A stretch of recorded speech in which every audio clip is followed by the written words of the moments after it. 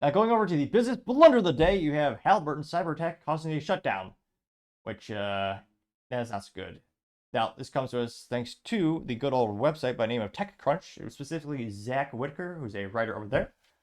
And he says, quote, Halliburton shut down system after cyberattack.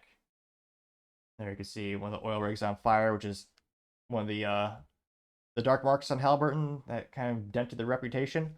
And I say, quote, oil drilling and fracking giant Halliburton said it will shut down some of its internal systems following a cyber attack last week.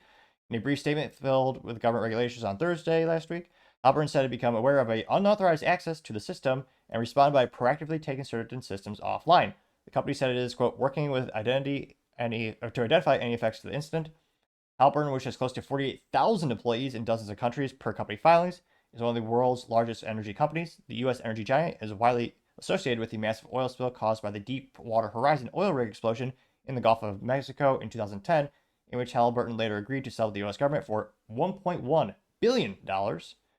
As the U.S. Department of Energy spokesperson Jeremy Ortiz said in a statement, there are no indications that the incident is impacting energy services at this time, and the DOE is coordinating with interagency partners.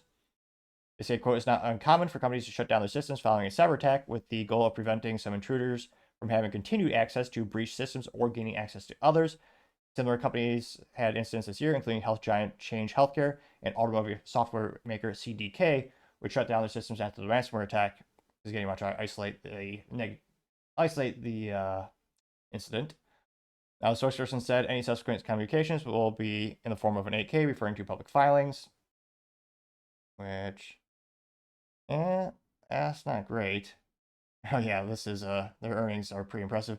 Halliburton made $23 billion in revenue, not profit, during 2023, up 13% over the year before. Halliburton's CEO Jeff Miller made $19 million in total comp, which not too worried about that.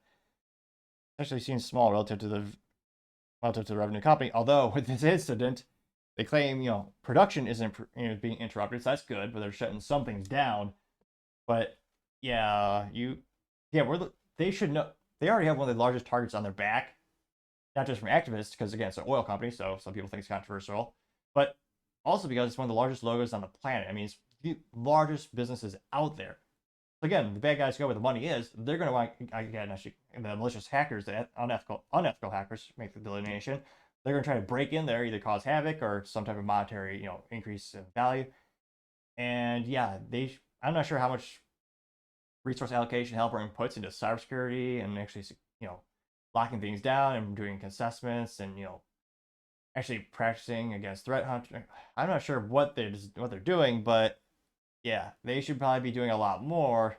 Now, that being said, it's one of those things where with enough time resource allocation, you can break into any company, especially if it's a nation state. But yeah, not looking too good to have your name in the headlines associated with a malicious attack. Especially because, again, everyone still has sore memories from another oil company that was hacked a couple years ago where they actually shut the pipeline distribution. They actually had to shut it down for a little bit. Now, thankfully, this isn't that bad.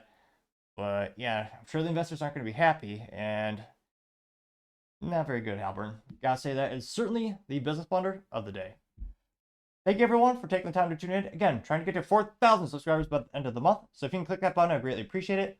Also, give me a thumbs up, a thumbs down, or comment. It's a great way to give me some additional feedback, letting me know I can make the show better and better. Lastly, don't forget to take the time to tell your family, tell your friends, tell your coworkers, heck, tell your enemies, tell anyone and everyone. Just stay safe, fight the good fight.